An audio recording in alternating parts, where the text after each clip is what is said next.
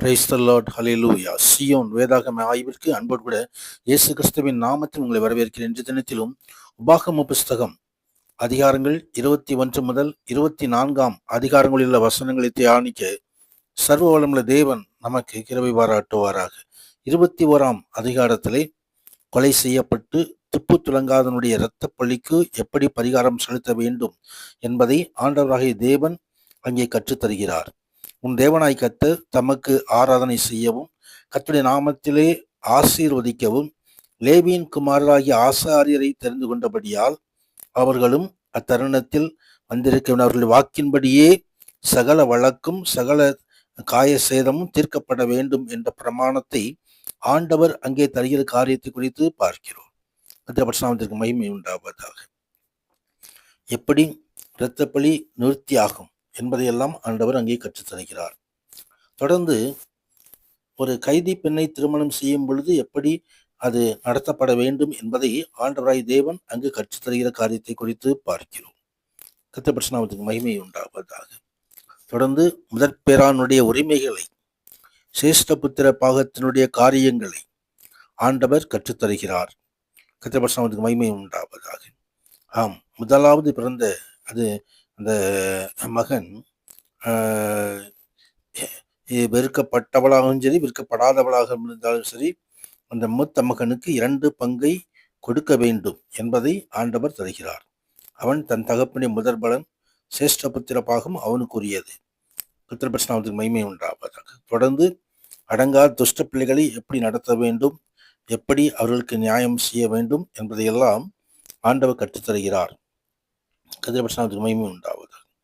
தொடர்ந்து 22வது அதிகாரத்திலே எப்படி பரிசுத்தமாய் நாம் வாழ வேண்டும் என்பதை ஆண்டவரை கற்றுத்தருகிற காரியத்தை குறித்து பார்க்கிறோம்.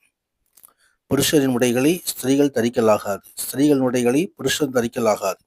அப்படி செய்தவர்கள் உள்ளவரும் தேவனாய் கர்த்தருக்கு அருவருப்பானவர்கள் என்று 5வது வசனத்திலே சொல்லப்பட்டிருக்கிறது. கர்த்தருக்கு மகிமை உண்டாவதாக. வஸ்திரங்களை குறித்ததான காரியங்கள். தொடர்ந்து திருமண வரம்பு மீறல்கள். திருமணம் கர்த்தருடைய பார்வையிலே அது பரிசுத்தமானது.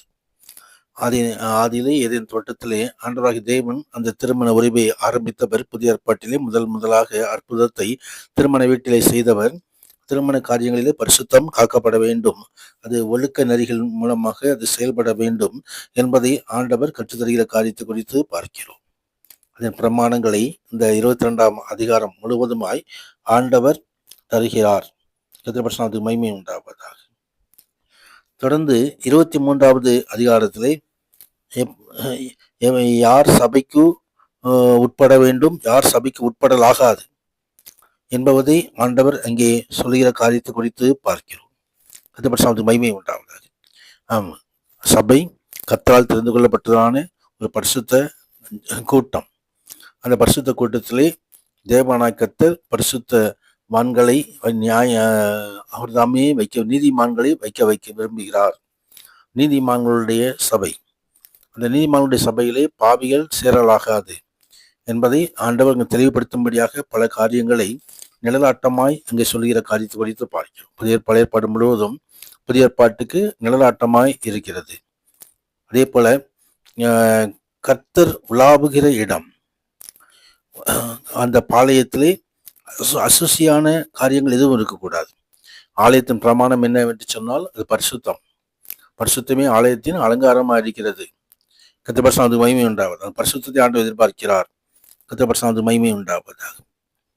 ஆம், அவர் கர்த்தர் உலாவுகிற இந்த பாளையத்திற்குள்ளாய் ஆண்டவர் பரிசுத்தத்தை எதிர்பார்த்து அதுக்கு நிலநாட்டமாய் சொல்கிறதான காரியங்களை இந்த இடங்களிலே பார்க்கிறோம். இன்னும் பல்வேறு கட்டளைகளை ஆண்டவராகிய தேவன் அங்கே கொடுக்கிறார். எல்லாவற்றிற்கும் அடிப்படை காரணம் என்ன என்று சொன்னால் இது பரிசுத்தத்தை ஆண்டவர் விரும்புகிறார். கர்த்தர் பரிசுத்தத்துக்கு மகிமை உண்டாவதாக. 24வது அதிகாரத்திலே தள்ளுதல் சீட்டு கொடுக்கப்படுவதை குறித்து வேதம் தெரிவிக்கிறது. விவாகரத்து மனிதனின் பாவத்தினால் உண்டானது. அங்கே கொடுக்கப்பட்ட அறிவுரைகள், தேவனால் அருளப்பட்ட ஆலோசனைகள். இஸ்ரவேல் தேசத்திலே விவாகரத்தை ஒழுங்குபடுத்துவதற்காக இவற்றையெல்லாம் ஆண்டவர் சொன்னதை குறித்து நாம் பார்க்கிறோம். கர்த்தர் பரிசுத்தத்துக்கு மகிமை உண்டாவதாக. இங்கே லச்சை என்று சொல்லக்கூடியதான அவமானமான ஒழுக்க நெறி தவறிய காரியங்களில் ஈடுபடுகிறதிலே ஆண்டவர் இங்கே தள்ளுதல் சீட்டை கொடுக்கும்படி ஆண்டவர் சொன்னார். ஒழுக்கத்தை விரும்புகிறார். இந்த ஒழுக்கத்தை நாம் கடைபிடிப்போம். உன்னதனான தேவன் தாமே நம்மை ஆசீர்வதிப்பாராக. பரிசுத்த நாமத்துக்கு மகிமை உண்டாவதாக. ஆமேன், ஆமேன்.